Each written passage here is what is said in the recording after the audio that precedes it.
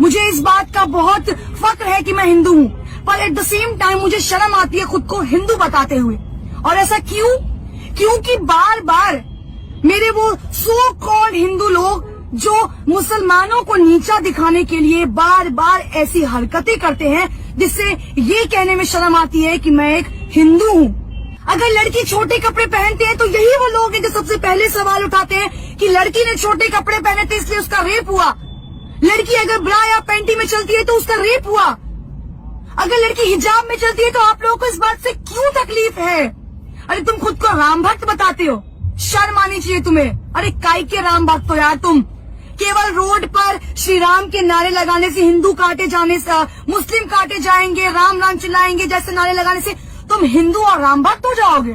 सवाल उस सरकार पर उठाती हूँ जो बार बार चुनाव से पहले हिंदू मुस्लिम करती है। अरे क्यों भाई? रोजगार के मुद्दे पर आके लड़ो मत चुनाव। क्यों तुम्हारा चुनाव से पहले ये हिजाब, ये हिंदू मुस्लिम, ये नारे तुम्हें तकलीफ देते हैं? क्यों दे होंगे? जो कमेंट करेंगे कि यार ये फिर ज्ञान देने आ गई, यार इसका फिर से शुरू हो गया, फिर हिंदू फिर मुस्लिम।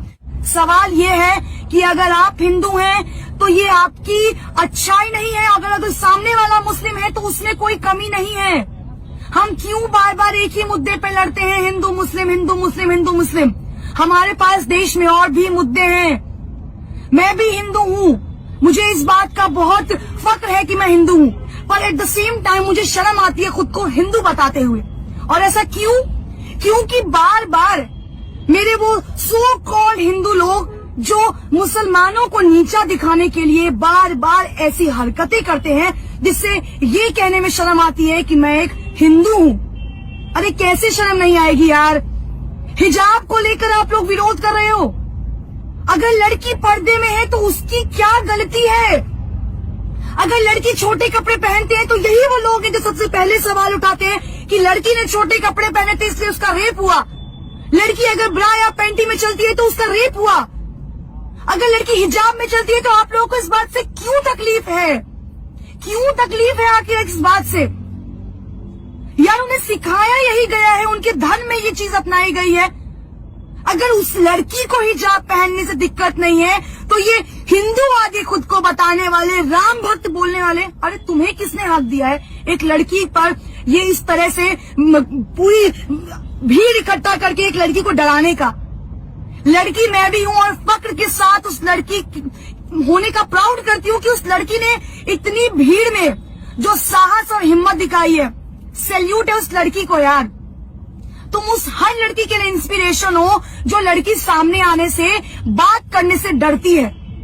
अरे तुम खुद को राम भक्त बताते हो, शर्म आनी चाहिए तुम्हें। अरे काय के राम भक्त हो यार तुम? केवल रोड पर श्री राम के नारे लगाने से, हिंदू काटे जाने से, मुस्लिम काटे जाएंगे, राम राम चिल्लाएंगे जैसे नारे लगाने से तुम हिंदू और राम भक्त हो जाओगे? Seriously? Are you kidding? No bro no, नहीं होने वाले आप राम भक्त। कौन सा तुमने भगवत गीता पढ़ा है जहाँ ये बोला गया है कि दूसरे धर्म की महिलाओं को, दूसरे धर्म को नीचा दिखाओ और खुद को ऊपर लेकर आओ? तुम्हारे माँ बाप ने तुम्हें शायद यही सिखाया होगा कि अपना धर्म अपना है और दूसरों का धर्म नीचा है। यही सिखाया ना तुम्हें? सवाल उस सरकार पर उठाती हूँ जो बार बार चुनाव से पहले हिंदू मुस्लिम करती है। अरे क्यों भाई?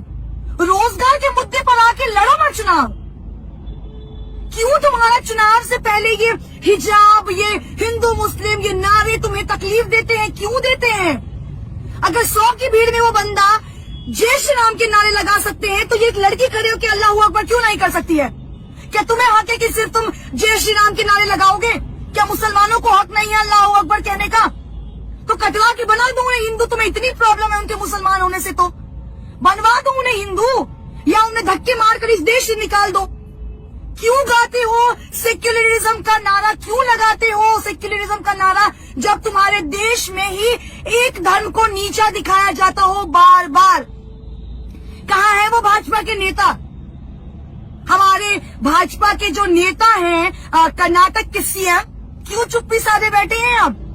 अब महिलाओं की सुरक्षा नहीं याद आई, अब महिलाएं नहीं याद आई, अब आपकी सरकार सबका साथ सबका विकास पर बात नहीं करेगी।